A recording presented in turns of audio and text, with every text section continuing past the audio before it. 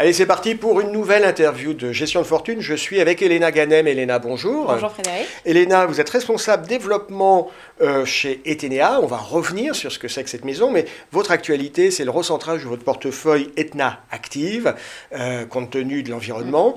Est-ce qu'on peut rappeler ce que c'est qu'Ethénéa? Tout le monde connaît, mais on n'arrive pas toujours à bien comprendre ce qu'il y a derrière. Ethénéa, c'est une société de gestion luxembourgeoise. On gère 3,3 milliards d'encours aujourd'hui. Et on est vraiment très connu pour la gestion flexible, donc au travers de 3 fonds diversifiés, et notamment Etna Active que vous avez cité. D'accord. La maison existe depuis combien de temps? Depuis 2001. D'accord, presque 20 ans. Ouais. 20 ans, 2 fondateurs, ça reste une maison détenue par les fondateurs. Donc 100% indépendante, oui. Complètement entrepreneuriale. Tout à fait. Vous êtes présent en France depuis 2015 et je crois que vous êtes présent dans pas mal de pays européens. Oui, surtout Etna Active est connu dans les 12 pays européens où nous sommes présents. C'est un fonds phare utilisé par la clientèle retail.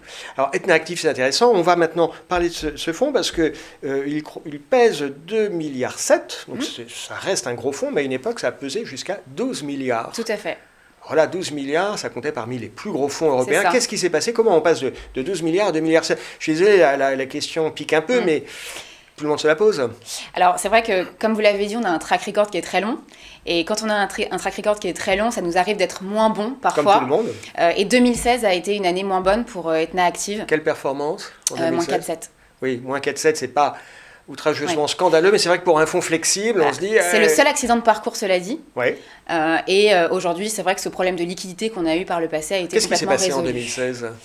Alors, une part relativement élevée de high yield dans le portefeuille, du haut rendement, combinée à une forte exposition aux actions. Et c'est vrai qu'on le rappelle, ce fonds faisait 12 milliards, donc c'est difficile de naviguer. Quand on pèse 12 milliards, qu'on va sur cette classe d'actifs, c'est parfois difficile de réussir à changer, à manœuvrer. Aujourd'hui, la part action récemment a été baissée. Oui, on a baissé assez massivement la part d'action à 11% du portefeuille. Vous étiez précédemment 35%. D'accord. On est à 0,49%.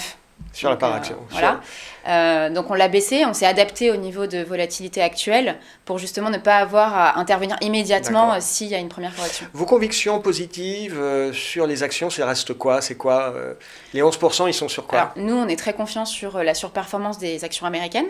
Parce qu'elles sont déjà un peu chères, non? Tout à fait, mais on est confiant dans les fondamentaux, c'est-à-dire que pour nous, l'économie est résiliente, le fonctionnement et les performances sont toujours... Donc ça, c'est des vrais facteurs de soutien. Ouais.